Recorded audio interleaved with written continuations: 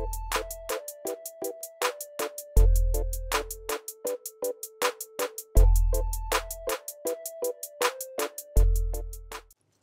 student friends, myself Dr. Riyaz, Director, Academic Affairs, 5 Mantra Career Point.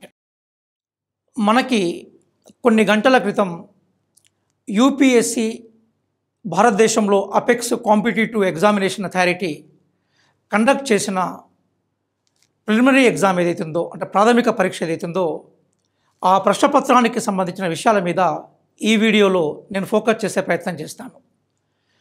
ప్రధానంగా ఈ video ఎవరైతే UPSC కోసం IAS, IPS లాంటి ఉన్నతమైన కెరీర్ని అందజేసే యూపీఎస్సి ఎగ్జామ్ ఏదైతుందో దాంట్లోకి ప్రవేశించే కోణంలో భాగంగా ప్రాథమిక పరీక్ష ఏదైతుందో ఆ పరీక్షకు సంబంధించిన విశ్లేషణని ఈ వీడియో ద్వారా నేను ఫోకస్ చేసే ప్రయత్నం చేస్తాను.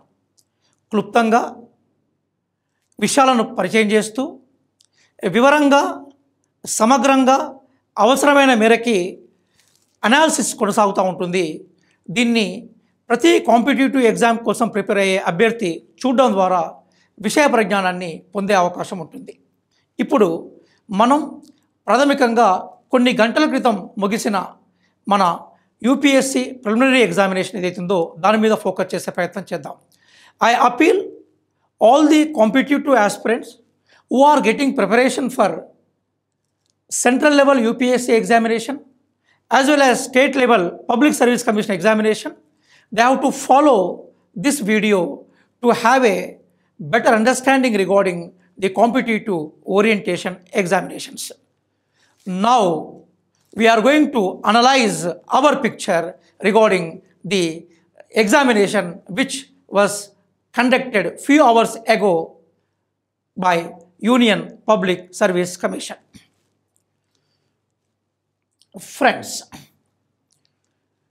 you know the Union Public Service Commission examination, particularly preliminary examination, is having the topics polity, economy, history, science and technology, geography, including agriculture, environment, including ecology, current affairs. Friends, you have to understand that Union Public Service Commission is conducting examination for the aspirants who are going to get the job opportunity in UPSC. UPSC నిర్వహించే ప్రాథమిక దశ పరీక్ష preliminary ఎగ్జామ్గా ఏ పరీక్ష అయితే popular అయిందో అందులో మనకి 7 విభాగాలు ఉంటాయి. ఆ 7 విభాగాల నుంచి 100 క్వశ్చన్స్ ఎగ్జామినేషన్లో క్వశ్చన్స్ రూపంలో కనిపిస్తాయి. ప్రతి క్వశ్చన్కి 2 మార్కులు చొప్పున 200 మార్కులకు ఎగ్జామినేషన్ ఏదైతుందో అది అభ్యర్థి యొక్క బేసిక్ జ్ఞానాన్ని అట్లాగే యాప్టిట్యూడ్ని అదే కోణంలో మనకి సాధారణ పరిజ్ఞానాన్ని పరీక్షించే ప్రయత్నం చేస్తుంది. ఈ నేపథ్యంలో ఈ 7 అంశాలు ఏవైతున్నాయో అవుట్ ఆఫ్ 7 బ్రాడ్ టాపిక్స్ మనకు 2020 కొన్ని గంటల క్రితం కండక్ట్ చేసిన యూపీఎస్సి ప్రిలిమినరీ ఎగ్జామినేషన్లో ఈ 7 అంశాలులో క్వశ్చన్స్ ఏ రకంగా ఉన్నాయన్న విషయం మీద మన విశ్లేషణ కొనసాగుతుంది. ఈ విశ్లేషణ భవిష్యత్తులో ఏ విద్యార్థులైతే యూపీఎస్సి స్థాయి పరీక్షల కోసం కానీ లేదా పబ్లిక్ సర్వీస్ కమిషన్ వివిధ రాష్ట్రాలు నిర్వహిస్తున్న ఏపీపీఎస్సి, టీఎస్పీఎస్సి కండక్ట్ చేస్తున్న ఎగ్జామ్స్కి ప్రాథమికమైన పరిజ్ఞానాన్ని తీసుకోవడం కోసం ఈ వీడియో ప్రధానంగా చేయబడింది. కారణం ఏంటంటే భారతదేశంలో నిర్వహించబడే ప్రతి పరీక్ష యూపీఎస్సి గైడ్లైన్స్ని బేస్ చేసుకునే నిర్వహించబడుతుంది. ఇప్పుడు యూపీఎస్సి ప్రిలిమినరీ పేపర్ని అర్థం చేసుకోవడం ద్వారా భవిష్యత్తులో మీరు ఏ కాంపిటేటివ్ ఎగ్జామినేషన్కి ప్రిపేర్ అయినా ఏ స్థాయి పరీక్ష అయినా కూడా ఆ పరీక్ష గైడ్లైన్స్ ఆ క్వశ్చన్ పేపర్ యొక్క బేసిక్ అండర్స్టాండింగ్ని ప్రాతిపదిక చేసుకొని మాత్రమే ఎగ్జామ్స్ ఉంటాయి. కాబట్టి ఈ వీడియో కొత్తగా ప్రిపేర్ అయ్యే అభ్యర్థులు, ప్రిపేర్ కావాలన్న అభ్యర్థులకి ఒక దిక్సూచిలాగా ఉంటుంది. అదే రకంగా యూపీఎస్సిలో ఇప్పుడు ఎగ్జామ్ రాసి కొన్ని గంటల క్రితం బయటకు వచ్చిన విద్యార్థులకు కూడా భవిష్యత్తులో లోపాలను సరి చేసుకునే కోణంలో ఈ వీడియో ఉపయోగపడుతుందనే ఉద్దేశంతో 5 మంత్ర కెరీర్ పాయింట్ ఈ వీడియోను మీకు అందజేసే ప్రయత్నం చేస్తుంది. My dear student friends who are getting preparation for competitive examination, మనకి యూపీఎస్సీ ఎగ్జామినేషన్లో భాగంగా మనకు ప్రాథమికంగా 7 విభాగాలు మనకు కనిపిస్తూ ఉన్నాయి. ఈ 7 విభాగాల్లో మనకి ఒక విభాగం కరెంట్ అఫైర్స్ విభాగం, రెండవ విభాగం మనకి కరెంట్ అఫైర్స్ తర్వాత ఇండియన్ అండ్ వరల్డ్ జియోగ్రఫీ విభాగం, third part is basically regarding Indian polity and governance, and fourth is basically regarding economic and social development, and fifth భాగం ఏదైతుందో అది general issues and environment, and then we are going to have the general sciences. ఈ విభాగాల్లో questions ఏవైతున్నాయో అవి ఏ రూపంలో అడిగారన్న విషయం మీద ఇప్పుడు మనం ఫోకస్ చేసే ప్రయత్నం చేద్దాం. మనం బేసికల్గా ఇంతకుముందు ఒక డయాగ్రామ్ తీసుకున్నాం. మళ్ళీ ఆ డయాగ్రామ్లోకి వెళ్ళే ప్రయత్నం చేద్దాం. అంటే మనం తీసుకున్న ఈ డయాగ్రామ్లో ఇప్పుడు నేను చెప్పిన విభాగాల మీద క్వశ్చన్స్ ఏ రూపంలో వచ్చాయన్న విషయం మీద ఫోకస్ చేసే ప్రయత్నం చేద్దాం. ఎగ్జామినేషన్లో సాధారణంగా ఇండియన్ కాన్స్టిట్యూషన్ విషయాల మీద ఫోకస్ జరుగుతుంది. 2019 క్వశ్చన్ పేపర్లో పొలిటికల్ సైన్స్ నుంచి అంటే ఇండియన్ గవర్నెన్స్ ప్రధానంగా కాన్స్టిట్యూషన్ ఓరియంటేషన్ మీద క్వశ్చన్స్ ఎక్కువ అడిగారు. ఈసారి మనకి ఎక్కువ క్వశ్చన్స్ ప్రాథమికంగా మనకి history and science and technology మీద క్వశ్చన్స్ ఎక్కువైనాయి. కానీ మనం ఒక్కొక్క విభాగాన్ని కాన్సెప్చువల్ అండర్స్టాండింగ్లో భవిష్యత్తులో మనం ఎట్లా ప్రిపేర్ అయితే బాగుంటుంది, క్వశ్చన్స్ ఏ రూపంలో అడిగారన్న విషయం మీద ఫోకస్ చేసే ప్రయత్నం చేద్దాం. Now I am focusing on the topic number 1, that is political science related questions, but we call it as polity. కారణం ఏంటంటే పొలిటికల్ సైన్స్లోని విజ్ఞానాన్ని పొలిటికల్ సైన్స్లోని అంశాలని మన అడ్మినిస్ట్రేషన్ రూపంలోకి మార్చి ప్రజలకు పరిపాలన అందజేసే ప్రయత్నం చేస్తాం. కాబట్టి పాలిటీ బేసిక్గానే ఈ పొలిటికల్ సైన్స్ బేసిక్ని మనం అర్థం చేసుకోవాల్సి ఉంటుంది. పాలిటీలో ఈసారి మనకి ఓవరాల్గా 16 ప్రశ్నలు అడిగారు. ఈ 16 ప్రశ్నల్లో కొన్ని ప్రశ్నలు మనకి కరెంట్ అఫైర్స్ రిలేటెడ్ ప్రశ్నలు ఉన్నాయి. అంటే పాలిటీ విభాగాన్ని మనం జాగ్రత్తగా చూస్తే కరెంట్ అఫైర్స్ ప్రశ్నలతో కలిపి పాలిటీలో మనం అడిగిన ప్రశ్నలు ఏవైతున్నాయో అవి మనకి 16 ప్రశ్నలు.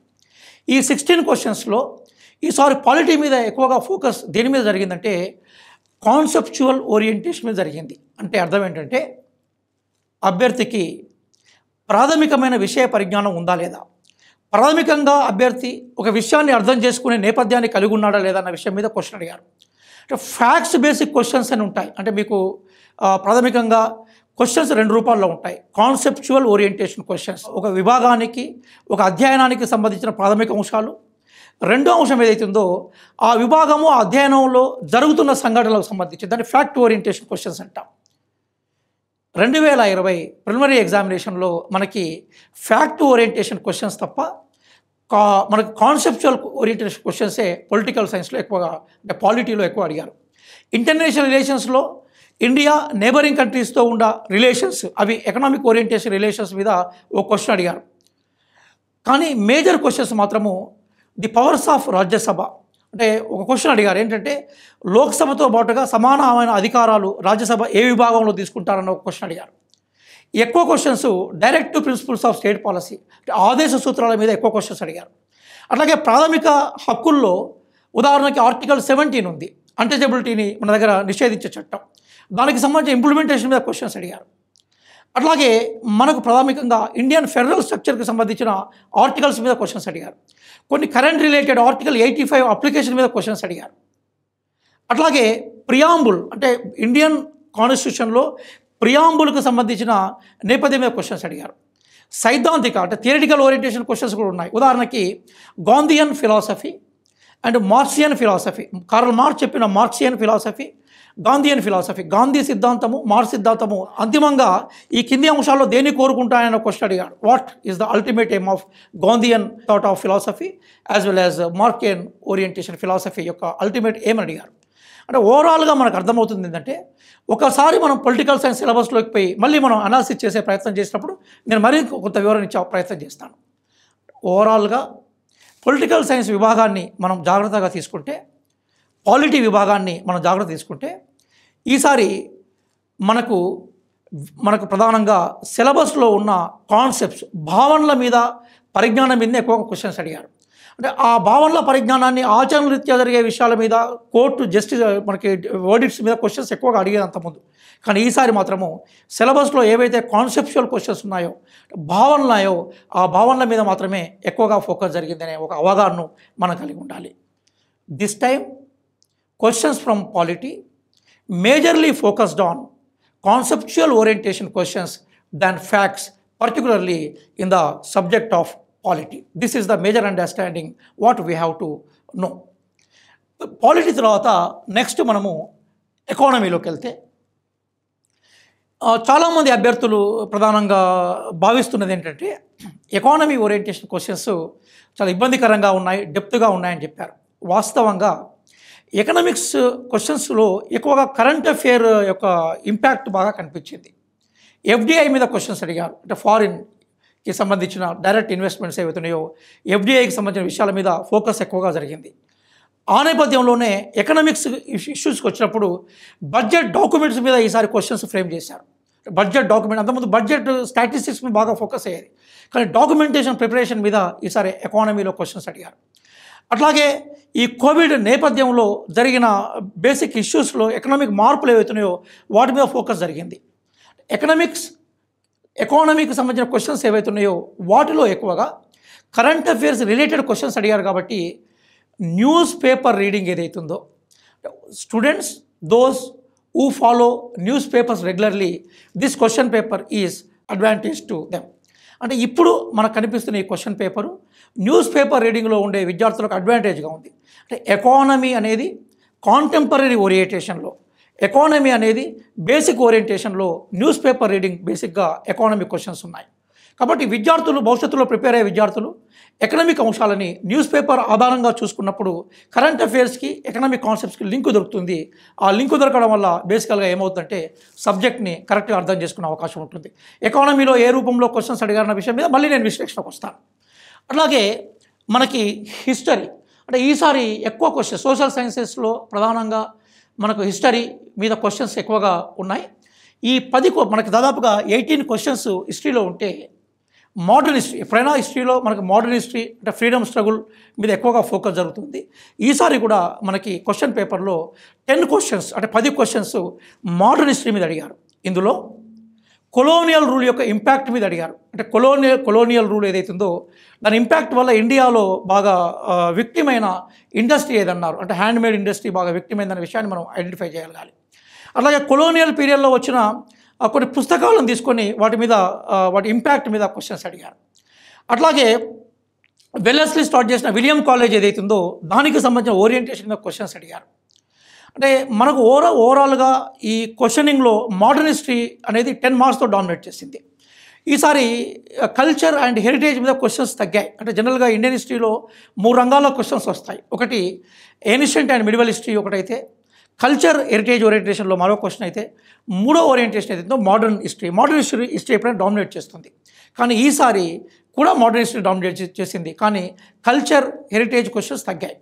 ప్రధానంగా హర్షవర్ధనకు సంబంధించిన రూలింగ్ మీద ఉంది క్వశ్చన్స్ ఉన్నాయి. అట్లాగే మనకి ఏన్షియంట్ హిస్టరీలో మనకి ఏన్షియంట్ రిలీజియన్ హిస్టరీ మీద కూడా క్వశ్చన్స్ 2 అడిగారు. ఆ 2 కూడా బుద్ధిజానికి సంబంధించిన క్వశ్చన్స్. అంటే మనం అర్థం చేసుకోవాల్సింది ఏంటంటే ఏన్షియంట్ హిస్టరీని మన ఎగ్జామినర్స్ ఈసారి బేసికల్ కల్చరల్ కోణంలో లేదా సోషల్ లైఫ్ మీద ఇంపాక్ట్ మీద ఫోకస్ చేశారు. ఏన్షియంట్ హిస్టరీ మీద మనకు బుద్ధిజం మీద క్వశ్చన్స్ ఈసారి 2 వచ్చాయి. అట్లాగే మనకి హర్షవర్ధనకు సంబంధించిన టైంలో హిస్టరీని రికార్డ్ చేసే అంశాల మీద ఉన్నాయి. దాంతోపాటుగా మనకి క్రోనలాజికల్ క్వశ్చన్స్ 2 వచ్చాయి. క్రోనలాజికల్ క్వశ్చన్స్ అంటే ఎవరు ముందున్నారు, వారి తర్వాత ఎవరు పరిపాలించారు, వారి తర్వాత ఎవరు పరిపాలించారు అంటారు. దాని క్రమానుగత శ్రేణి అంటాం మనం. ఈ క్రమానుగత శ్రేణి అని మనం దేన్నైతే అంటామో ఆ క్రమానుగత శ్రేణికి సంబంధించిన పరంపర క్యాండిడేట్స్ అంటే అభ్యర్థులు రాస్తున్న విద్యార్థులు అర్థం చేసుకున్నారు లేదా క్వశ్చన్ మీద క్రోనలాజికల్ క్వశ్చన్స్ కూడా వచ్చాయి. కాబట్టి హిస్టరీ మీద మనం ప్రిపేర్ అవుతున్నప్పుడు మనం కల్చర్ అండ్ హెరిటేజ్తో పాటుగా మేజర్గా క్రోనలాజికల్ క్రమాన్ని, కాంటెంపరీ పీరియడ్లో సోషల్ బ్యారియర్స్ ఏవేవి ఉన్నాయి, వాటికి వ్యతిరేకంగా వచ్చిన బేసికల్ రిఫార్మిస్టిక్ మూమెంట్స్ వాటి ఇంపాక్ట్ మీద ఎట్లా పనిచేశాయన్న దాని మీద మనం చెక్ చేసుకోవాలి.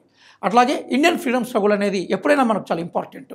కానీ మనం ఏన్షియంట్ హిస్టరీ, మిడివల్ హిస్టరీ మీద ఫోకస్ చేయకుండా ఒక్కసారి మనము మోడర్న్ హిస్టరీలోకి రాలేము. కానీ మోడర్న్ హిస్టరీ మీద మనం ఎక్కువగా ఫోకస్ చేసినప్పుడు మనకు అడ్వాంటేజ్గా ఉంటుంది. ఈసారి కూడా అవుట్ ఆఫ్ 18లో 10 క్వశ్చన్స్ మోడర్న్ హిస్టరీ మీద, ఏన్షియంట్ మిడివల్ కల్చరల్ అంశాలను కలిపి ప్రధానంగా ఇంకొక 8 క్వశ్చన్స్ వచ్చాయన్న విషయాన్ని అభ్యర్థులు గుర్తుపెట్టుకోవాలి.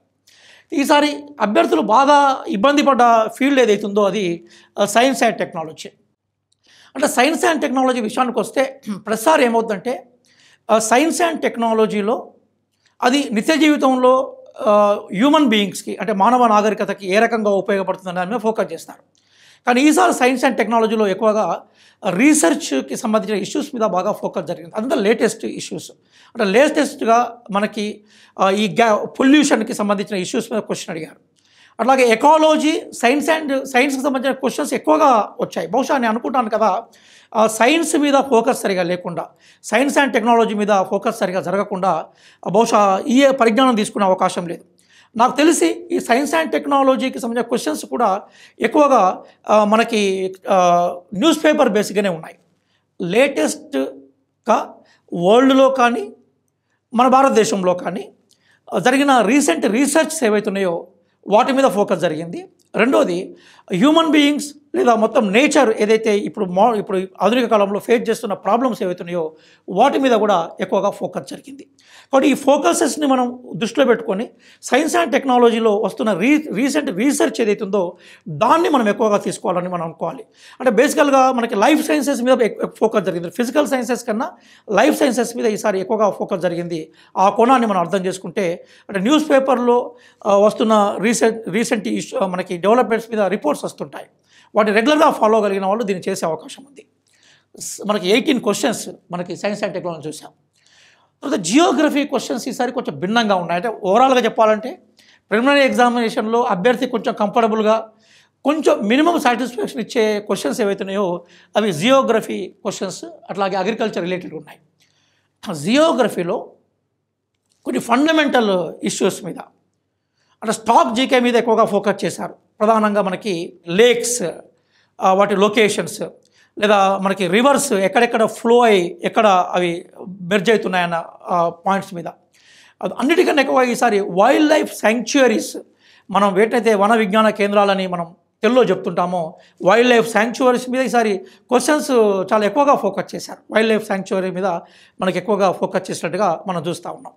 అట్లాగే మనకు ఈసారి జియోగ్రఫీలో అడిగిన ఈ 12 క్వశ్చన్స్లో దాదాపుగా half questions only agrarian orientation questions ఉన్నాయి. అగ్రికల్చర్ మీద ప్రాథమికమైన పరిజ్ఞానం లేకుండా, వ్యవసాయ రంగం మీద ప్రాథమికమైన పరిజ్ఞానం లేకుండా ఈ క్వశ్చన్స్ అటెంప్ట్ చేయడం అంత ఈజీగా లేదు. అంటే సాయిల్ సంబంధించింది, అంటే మనకి మృత్తికలు అంటాం తెలుగులో, సాయిల్కి సంబంధించిన క్వశ్చన్స్ మీద, వ్యవసాయ రంగంలో వచ్చిన మార్పులకు సంబంధించిన ఇష్యూస్ మీద క్వశ్చన్స్ రేజ్ చేశారు. వ్యవసాయ రంగంలో వచ్చిన ఆధునిక టెక్నాలజీ, ఆ ఓరియంటేషన్, ఎన్వైర్న్మెంట్ తోటి అగ్రికల్చర్కు ఉన్న సంబంధం, దాని మీద ఫోకస్ చేశారు. అంటే అగ్రికల్చర్ అనేది మన ప్రైమరీ సెక్టార్గా ఉంది. కోవిడ్ లాంటి ఎపిసోడ్ జరిగినప్పుడు అగ్రికల్చర్ సెక్టారే దేశాన్ని మొత్తం రక్షించే ప్రయత్నం చేస్తున్నది. కాబట్టి అగ్రికల్చర్ మీద ఫౌండేషన్ క్వశ్చన్స్ అడిగారు. దీన్ని బట్టి మనకు అర్థమవుతుందంటే జియోగ్రఫీని మనము కేవలము కాన్సెప్ట్ యాంగిల్లోనే కాకుండా అప్లికేషన్ యాంగిల్లో మనం చూసుకునే ప్రయత్నం చేయగలగాలి. హ్యూమన్ జియోగ్రఫీ ఏదైతుందో దాన్ని మనం ఎక్కువగా ఫోకస్ చేయాలి. ఇండియన్ అగ్రిగేరియన్ సిస్టమ్ కూడా మనం ఎక్కువగా స్కోర్ చేయడానికి ఉపయోగపడుతుందనే విషయాన్ని మనం గుర్తుపెట్టుకోవాలి. అట్లాగే ఈసారి అభ్యర్థి మొత్తం టాపిక్స్లో బాగా కన్ఫ్యూజ్ అయిపోయి ఊహించకుండా అడిగిన క్వశ్చన్స్ ఏవైతున్నాయో అవి ఎకాలజీ ఓరియంటెడ్ ఎన్వైర్న్మెంట్. అంటే ఇక్కడ మనం గుర్తుపెట్టుకోవాల్సిందంటే ప్యూర్ ఎన్వైర్న్మెంట్ ఓరియంటేషన్ క్వశ్చన్స్లో ఎకాలజీ అంటే మన చుట్టూ the environment means nothing but the area which is surrounded by us and arounded by us. ఈ ఎన్వైర్న్మెంట్ హ్యూమన్ బీయింగ్స్ మీద విపరీతమైన ప్రభావం చూపుతుంటుంది. కానీ ఈరోజు హ్యూమన్ బీయింగ్సే ఎన్వైర్న్మెంట్ మీద ప్రభావం చూపి ఎన్వైర్న్మెంట్ని బాగా డిస్ట్రాయ్ చేసే ప్రయత్నం చేస్తున్నారు. దాంతో వరల్డ్ వైడ్గా విపరీతమైన ఎన్వైర్న్మెంట్ ప్రాబ్లమ్స్ క్రియేట్ అయినాయి. ఈరోజు మనం ఫేస్ చేస్తున్న పాండమిక్ సిచ్యువేషన్స్ అన్నీ కూడా ఎన్వైర్న్మెంట్ బేసికల్గా ఇబ్బంది కలగడం వల్ల జరిగినాయి. ఇప్పుడు మనకి డేవిడ్ అటెన్బరో లాంటి గొప్ప పర్యావరణవేత్తలు పర్యావరణాన్ని ఎందుకు రక్షించుకోవాలన్న విషయం చెప్తా ఉన్నారు. పర్యావరణ పరిజ్ఞానం మీద ఖచ్చితంగా స్కూల్ సిలబస్లో, కాలేజ్ సిలబస్లో, ప్రొఫెషనల్ కోర్సెస్లో ఒక భాగంగా ఉండాలని హానరబుల్ సుప్రీంకోర్టు కూడా వర్డిక్ట్ ఇచ్చింది. ఆ నేపథ్యంలో ఈ ఎకాలజీ ఎన్వైర్న్మెంట్ ఓరియంటేషన్ క్వశ్చన్స్ చాలా అడిగారు. అంటే దాదాపుగా 17 క్వశ్చన్స్. బహుశా నాకు తెలిసి ఈ మధ్య కాలంలో జరిగిన యూపీఎస్సీ ఎగ్జామినేషన్లో ఇంత వెయిటేజ్ ఎప్పుడు దీనికి రాలేదు. కానీ ఈసారి ఎన్వైర్న్మెంట్ ఎకాలజీ అడిగారు. అవి కూడా రియల్ లైఫ్తో సంబంధం ఉంది. కానీ అభ్యర్థులు మనం బేసికల్గా ప్రిపేర్ అవుతున్నప్పుడు దాన్ని మనం ఫోకస్ చేయం. ఇప్పుడు మనం అర్థం చేసుకోవాల్సిందంటే what is the focus we're making and we're showing on some subjects. At the same time same focus we have to mention on this environment and ecology related topics. ఇది కూడా మనం గుర్తుపెట్టుకోవాలి. కరెంట్ అఫైర్స్ విషయానికి వచ్చినప్పుడు భిన్నమైన current affairs వచ్చాయి. జనరల్గా current అఫైర్స్లో అడిగే విషయాలు ఏంటంటే రీసెంట్ సమిట్స్ కానీ రీసెంట్ అగ్రిమెంట్స్ కానీ వీటి మీద ఎక్కువగా ఫోకస్ జరుగుతుంది. ఈసారి అట్లా లేదు. కరెంట్ అఫైర్స్కు కాన్సెప్చువల్ ఓరియంటేషన్ లింకులు అడిగారు. ఫర్ ఎగ్జాంపుల్ ఎకాలజీలో జరిగిన రీసెంట్ డెవలప్మెంట్స్ ఏ ఉన్నాయి, వాటికి సంబంధించిన ఇష్యూస్, ఎకానమీలో జరిగిన రీసెంట్ డెవలప్మెంట్స్ ఏ ఉన్నాయి, అట్లాగే రీసెంట్గా చర్చలో ఉన్న అంశాలు. ఇప్పుడు ఉదాహరణకి ఎంపీ ల్యాడ్స్ అంటే లోకల్ ఏరియా డెవలప్మెంట్ స్కీమ్ ఒకటి ఉంటుంది. ఎంపీ ల్యాడ్స్ అనే పేరుతోటి మనం పిలుస్తుంటాం. ఎంపీ ల్యాడ్స్ మీద క్వశ్చన్స్ అడిగారు రీసెంట్గా మనకు జరిగిన డెవలప్మెంట్స్ మీద. అట్లాగే ఎకానమీలో జరిగిన ఎఫ్డిఐస్ మీద మనకి క్వశ్చన్స్ అడిగారు. అట్లాగే ఇండియన్కి సంబంధించిన ఫారిన్ రిలేషన్స్, నేబరింగ్ కంట్రీస్ దాని మీద ఎక్కువగా ఫోకస్ చేశారు. అంటే ఓవరాల్గా ఒక అభ్యర్థికి ఈ ప్రపంచాన్ని లేదా నేషన్ని, లోకల్ ఇష్యూస్ని అర్థం చేసుకునే క్రమంలో బేసిక్ డెవలప్మెంట్స్, ఇంపాక్టికల్ డెవలప్మెంట్స్ ఏవైతున్నాయో వాటి మీద ఎక్కువగా ఫోకస్ చేశారు. ఇక్కడ కరెంట్ అఫైర్స్ కూడా కొంచెం అభ్యర్థిని ఇబ్బంది పెట్టే ప్రశ్నలుగానే మనం చూడాలి. అంటే ఓవరాల్గా మన if you see our analysis, ఇందులో ప్రధానంగా మనకి 16 issues, 16 questions polity, 14 questions economy, 18 questions history, 18 questions science and technology related, and 12 from geography and agriculture and environment ecology, 17 questions, current affairs 15 questions. అంటే ఇందులో మనకు 100 క్వశ్చన్స్ కన్నా స్ట్రెంత్ ఎక్కువ పెరిగిందంటే నేను కొన్ని క్వశ్చన్స్ కరెంట్ అఫైర్స్లో అడిగిన క్వశ్చన్స్ని ఇక్కడ తీసుకొచ్చాను. కారణం ఏంటంటే ఇప్పుడు పాలిటీలో కానీ, ఎకానమీలో కానీ, ఎకాలజీలో కానీ ఆ క్వశ్చన్స్ ఆ సబ్జెక్టు సంబంధించినవే, అట్లాగే అవి కరెంట్ అఫైర్స్ సంబంధించినవి కూడా. రెండింటి మధ్య బేసికల్గా సంబంధం ఉంది కాబట్టి నేను 2 కోణాల్లో చెప్పే క్రమంలోనే ఈ క్వశ్చన్స్ ఏవైతున్నాయో మనకి ఈ రూపంలో కనిపిస్తున్నాయి. అంటే దాన్ని కరెంట్ అఫైర్స్ క్వశ్చన్గా చూడవచ్చు, పాలిటీ క్వశ్చన్గా చూడవచ్చు, ఎకానమీ క్వశ్చన్గా చూడవచ్చు. ఒకసారి దీని నేపథ్యంలో మన సిలబస్లోకి వెళ్తే, if you go to the syllabus, basically మనం జాగ్రత్తగా మన సిలబస్లో ఒక్కొక్క అంశాన్ని మనం చూస్తే కరెంట్ అఫైర్స్ ఉంది సిలబస్లో. ఇందులో events of national and international importance, history of India and Indian national మూవ్మెంట్కి సంబంధించిన కరెంట్ థింగ్స్ ప్రధానంగా ఇందులో మనం నేషనల్ అండ్ ఇంటర్నేషనల్ ఇంపార్టెన్స్లోకి మనం వెళ్ళినప్పుడు ఆ కరెంట్ అఫైర్స్లో నేషనల్ అండ్ ఇంటర్నేషనల్ ఇంపార్టెన్స్ క్వశ్చన్సే ఉన్నాయి. కానీ ఇక్కడ అర్థం చేసుకోవాల్సిందంటే ఒకప్పుడు ట్రెడిషనల్ క్వశ్చన్స్ లాగా కాకుండా, ఒకప్పుడు ట్రెడిషనల్ క్వశ్చన్స్ ఏముండేది మనకి అంటే సమిట్స్, అగ్రిమెంట్స్, అపాయింట్మెంట్స్ ఉండేది. అట్లా కాకుండా హ్యూమన్ లైఫ్ మీద ఇంపాక్ట్ చూపెట్టే ఎన్వైర్న్మెంట్ డెవలప్మెంట్స్, అలాగే ఎన్వైర్న్మెంట్ 2003 యాక్ట్ మీద కూడా ఒక క్వశ్చన్ అడిగాడు. Recent acts, environment related acts, political development which impact on human life అనే దాని మీద, అలాగే ఎకానమీకి సంబంధించిన ఇష్యూస్ మీద చేశాడు. అంటే కేవలము ఇండిపెండెంట్ ఈవెంట్స్ అని కాకుండా నిత్య జీవితం మీద ఎకానమీ, ఎన్వైర్న్మెంట్, పాలిటీ ఇట్లాంటి సంబంధాలు నిత్య జీవితం ఏదైతుందో దాని మీద ఇంపాక్ట్ అయ్యే విషయాల మీదనే ఫోకస్ చేశారు. మనము రెండో కోణాన్ని కనుక మనం ఒకసారి చూస్తే ఇండియన్ అండ్ వరల్డ్ జాగ్రఫీలో వరల్డ్ జాగ్రఫీ మీద క్వశ్చన్స్ ఎక్కువగా మనకి కరెంట్ అఫైర్స్ నేపథ్యంలో అడిగారు. ఇండియన్ జాగ్రఫీ ఫోకస్ అంతా కూడా అగ్రికల్చర్ ఫీల్డ్ మీద అడిగారు. ఇంతకుముందు మనం క్లియర్గా మాట్లాడుకున్నాం. అగ్రిగేరియన్ సెక్టార్ మీద బాగా ఫోకస్ చేశారు. అట్లాగే మనకు మినరల్స్ మీద కూడా క్వశ్చన్స్ అడిగారు. ఎందుకంటే క్వశ్చన్ పేపర్ మీ దగ్గర ఉంటుంది కాబట్టి క్వశ్చన్ పేపర్ మీకు మనం డౌన్లోడ్ చేసుకునే అవకాశం ఉంది కాబట్టి నేను క్వశ్చన్ టు క్వశ్చన్ పోవట్లేదు. మళ్ళీ భవిష్యత్తులో నేను క్లాసెస్ కంటిన్యూ చేసినప్పుడు యూపీఎస్సీకి సంబంధించిన క్లాసెస్ కానీ, ఏపీపీఎస్సీ, టీఎస్పీఎస్పీ క్లాసెస్లో మేజర్ ఇష్యూస్ చెప్పినప్పుడు నేను దాన్ని లింక్ చేసే ప్రయత్నం చేస్తాను. కాబట్టి క్వశ్చన్ టు క్వశ్చన్ అనాలిసిస్ ఈ వీడియోలో అంటే క్లుప్తంగా తీసుకుంటే బ్రీఫ్ వీడియోలో చేయడం సాధ్యం కాదు కాబట్టి నేను జనరల్ అనాలిసిస్ మాత్రం చేయగలుగుతున్నాను. అట్లాగే మనకి ఇక్కడ ఏమన్నాడు, physical, social, economic geography of India అన్నాడు. నిజంగా కూడా ఎకనామిక్ జాగ్రఫీ ఆఫ్ ఇండియా మీద ఎక్కువగా ఫోకస్ జరిగిందనే విషయాన్ని మనం గుర్తుపెట్టుకోవాలి. అట్లాగే పాలిటీ విషయానికి వచ్చినప్పుడు ఈసారి పాలిటీలో మొత్తం కూడా కాన్స్టిట్యూషన్లో ఉన్న conceptual issues, preamble, fundamental rights, especially directive principles of state పాలసీలో బాగా ఫోకస్ జరిగింది. అట్లాగే పార్లమెంట్ పవర్లో రాజ్యసభ, లోక్సభ కంపారిజన్, ప్రెసిడెన్షియల్కి సంబంధించిన స్పెషల్ పవర్స్ మీద ఫోకస్ జరిగింది. దాంతోపాటుగా మనకి పార్లమెంట్ సెషన్స్, బడ్జెట్ వీటి మీద కూడా ఫోకస్ చేశారన్న విషయాన్ని మనం గుర్తుపెట్టుకోవాలి. అట్లాగే మనకి ఎకనామిక్ అండ్ సోషల్ డెవలప్మెంట్ మనం చూసినప్పుడు సస్టైనబుల్ డెవలప్మెంట్ అనే కాన్సెప్ట్ని ఎకాలజీతో లింక్ చేసి అడిగాడు. అట్లాగే రీసెంట్ ఎకనామిక్ ఫీల్డ్లో వస్తున్న మార్పుల మీద కూడా ఫోకస్ చేశారు. అలాగే మరొక ఫీల్డ్ మనకు కనిపించే ఎన్వైర్న్మెంట్ అనేది ఈసారి బాగా డామినేట్ చేసింది. ప్రధానంగా ఎకాలజీ, బయోడైవర్సిటీ అనే దాని మీద బాగా ఫోకస్ జరిగింది. అంటే ఈరోజు మనకి ఒక స్లోగన్ ఉంది, లివ్ అండ్ లెట్ లివ్. అంటే ఈ ప్రపంచం మీద హ్యూమన్ బీయింగ్స్తో పాటుగా మిగతా ప్రపంచంలో ఉన్న జీవులు కూడా జీవించాలి, లివ్ అండ్ లెట్ లివ్. కాబట్టి మొత్తం బయోడైవర్సిటీకి సంబంధించిన ఇష్యూస్, లేటెస్ట్గా జరిగిన చేంజెస్ మీద కూడా ఫోకస్ జరిగింది. అట్లాగే మనకి జనరల్ సైన్స్ విభాగానికి వస్తే, జనరల్ సైన్స్ విభాగంలో నేను ఇంతకుముందు చెప్పినట్టుగా రీసెంట్ రీసెర్చ్ ఏదైతుందో దాని మీద ఫోకస్ చేసిన విషయాలని మనం గమనించాలి. ఓవరాల్గా మనం క్వశ్చన్ పేపర్ కనుక ఒకసారి మనం జాగ్రత్తగా చూస్తే, నా దగ్గర కొన్ని క్వశ్చన్స్ నేను ఇక్కడ శాంపిల్గా తీసుకొచ్చాను, ఇట్లా క్వశ్చన్స్ తీసుకున్నాను. అలాగే ఈ క్వశ్చన్ పేపర్ కనుక మీరు బేసికల్గా చూస్తే మీకు ఓవరాల్గా కనిపిస్తున్న విషయం ఏంటంటే, అభ్యర్థులకు కాంటెంపరీ ఈవెంట్స్ వరల్డ్ వైడ్గా కానీ నేషనల్ వైడ్గా కానీ తెలియకుండా సబ్జెక్ట్ను డెవలప్ చేసుకునే అవకాశం లేదు, నెంబర్ 1. నెంబర్ 2 ఏంటంటే, లర్నింగ్ లేదా మన ప్రిపరేషన్ ఏదైతే కాంపిటేటివ్ ఎగ్జామినేషన్ ఉందో అది మన డైలీ లైఫ్లో ఒక భాగంగా ఉండాలి. అట్లా లేకుండా అభ్యర్థులు మనకి సక్సెస్ అయ్యే అవకాశం లేదు. అంటే యూపీఎస్సీ కోసం కొత్తగా ప్రిపేర్ అవుతున్న విద్యార్థులకు, అట్లాగే ఇంకా తెలంగాణ పబ్లిక్ సర్వీస్ కమిషన్ కానీ లేదా మనకు కనిపించే ఆంధ్రప్రదేశ్ పబ్లిక్ సర్వీస్ కమిషన్లో ప్రిపేర్ అవుతున్న అభ్యర్థులకు నేను ఇచ్చే సూచనలు ఏంటంటే,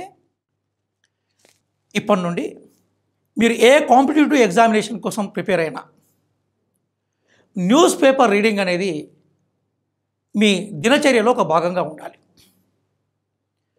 న్యూస్ పేపర్ ఎట్లా చదవాలి, కాంపిటేటివ్ ఎగ్జామ్ కోసం ఎట్లా నోట్స్ రాసుకోవాలి, న్యూస్ పేపర్ ప్రిపరేషన్ ఏ రూపంలో ఉంటుందన్న విషయం మీద నేను మరొక వీడియో చేస్తాను. అందులో మీరు తప్పనిసరిగా దాన్ని ఫాలో కండి. How to read newspaper for the purpose of competitive examination. దినపత్రికలని పోటీ పరీక్షల కోసం ఎలా చదవాలన్న విషయం మీద నేను మరొక వీడియో లెక్చర్ ఇవ్వబోతున్నాను, దాన్ని ఫాలో కండి. ప్రధానంగా చెప్పేది ఏంటంటే, మీరు ఏ కాంపిటేటివ్ ఎగ్జామ్ కోసం ప్రిపేర్ అయినా దాని సిలబస్ కాపీ మీ దగ్గర ఉండాలి. సిలబస్ మీద పూర్తిగా అవగాహన ఉండాలి.